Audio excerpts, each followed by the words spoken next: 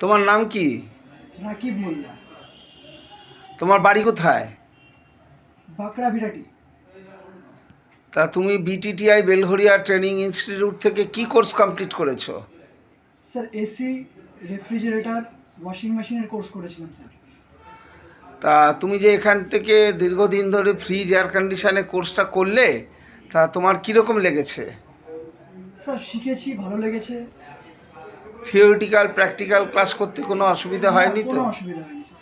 স্যারেরা সব রকম সহযোগিতা হেল্প করেছে? হ্যাঁ স্যার। গুড। তা ট্রেনিং ইনস্টিটিউট থেকে বিটিটিআই থেকে কি তোমাকে কোনো প্লেসমেন্টের সুযোগ সুবিধা দেওয়া হয়েছে? হ্যাঁ স্যার, আমি স্যার দমদম গোদরেজে কাজ করছি গত 1 মাস ধরে।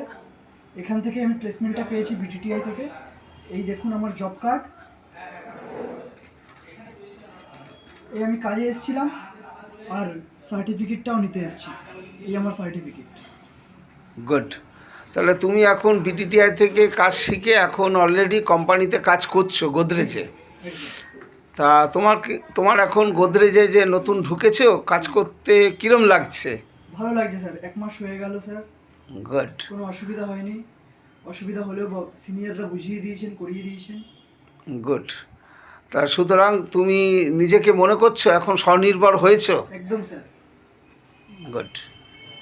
পিটিটিআই থেকে তোমাকে বিশেষ ধন্যবাদ জানানো হচ্ছে। তুমি আরও দীর্ঘায়ু হও, ভালো মতন কাজ করো, এই বিটিটিআইয়ের কামনা। Thank you.